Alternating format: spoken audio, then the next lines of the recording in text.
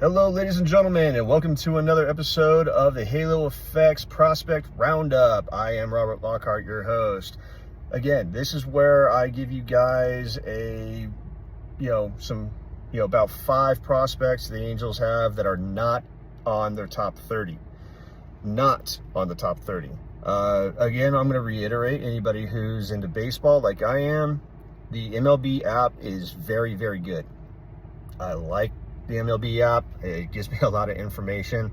The only information it doesn't give is links to their minor league system. It doesn't give any links to any team's minor league system. That, I think, is something that should change. It really should give that, because it makes doing research a lot easier, let me tell you. Anyway, let's get to it. The first guy is a repeater. He's probably going to be a repeater throughout the season, simply because I like the guy. He wasn't ranked in the top 250 in the draft prospects last year. I don't know why. He's not ranked on the Angels top 30. I don't know why. He's far better than like half the guys on the top 30 list. I mean, he did well. He was the University of Kentucky's one of their best players. A Division I school that made it to the College World Series, only lost to Tennessee. That's it. The eventual champs. So anyway, let's get started. Ryan Nicholson started off like a house on fire. The first time I saw him, I think he was batting like 376. Batted 356 through the month of April. May, not his friend. He didn't do well in May. I think he batted like 167. Dropped his batting average to the 250s. However, he is now back up to 280 thus far. In June, he's been batting 350. 11 home runs through the month of June, about 40, somewhere in the 40s in the RBI department. Dude's good. What can I say? Next, let's move on to Joel Hurtado, a pitcher in the Angels system. He was on the top 30, no longer in the top 30. Has been doing well. I view him as a future long reliever or setup guy, possible closer. Definitely has value. He has value for sure. The Angels have him as a starter right now. But I mean, I can't argue. He's been doing well. Thus far, he has a 3.06 ERA. Started like a 2.53 ERA. Raised up a little bit because in May he pitched to a 3.78. Only one start thus far this month, so I'm not really even going to touch on the month of June. He's only had one start.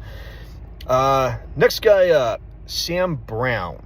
Sam Brown is a 12th rounder from the 2022 draft.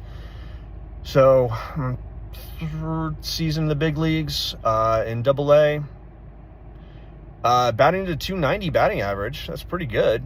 Not a lot of pop thus far. I mean, I'm not certain whether this is his first season in Double-A, but if it is, the lack of power in his bat is understandable. If this is like his repeat season in Double-A, I don't understand 2 home runs thus far through into June, sorry.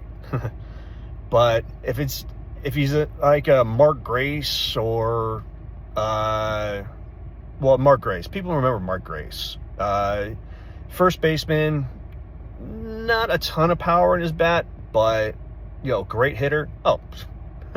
Nolan Shonewell, duh. I'm sorry about that.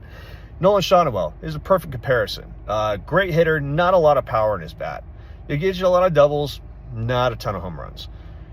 But most of the time, all you're looking for is consistent hitting. You don't need a lot of home runs. If that works for him, hey, awesome. That's fantastic. He's a great piece. Good backup, possible good trade piece. Never know. Anyway, next up, I'm going to go with someone most Angel fans are very familiar with. Again, a former ranked player in the top 30, no longer ranked, is Victor Medeiros. Always had really good stuff. Did kind of well, go up through Double-A. Angels called him up, and oh my God, got hammered. Absolutely destroyed. he wound up being an absolutely terrible pitcher. And I mean, most Angels fans, including myself, kind of, yeah, he's not going to be great. It's just not going to work. So you can just kind of get rid of him. But in AAA thus far, he's pitching to a 3.40 ERA. So not too bad. I mean, it's not great. He could be better, but it's not bad. Again, if he continues to pitch well, he can work his way into a starting rotation. I still see him as just long relief. Nothing more than long relief. That's it. Couple of innings here and there. If you want to up his stuff, maybe set up man to closer, but long relief is probably gonna be his mainstay. Last but not least,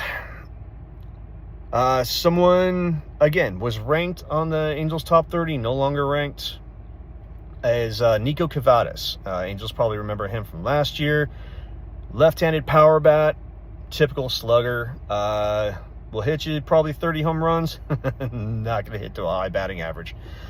Thus far through June in AAA, he's batting to a 2.48 ERA. No, 2.48 batting average. Sorry, 2.48 batting average. Please forgive me for this. Started out really well at 2.92 for the first few weeks. Then again, May comes along. Down he went. I think his batting average crashed to about 231. But now he's back up into the 240s. That's not bad. So he's been hitting better a little bit thus far this June. Not too bad. Not too bad. 11 home runs on the season. Again, typical slugger. Home runs mount, batting average. Again, that's a typical slugger. You got to give him, a pass on that one. But in the future, he can definitely be a good power bat for the lineup. Another lefty bat, because that's why they went out and got Lamont Wade Jr. Well, we need a lefty bat in the lineup. Okay, well, you had Cavadas. You could have put him in there. But, a low batting average. I get it. Moniak, left-handed bat. Hello.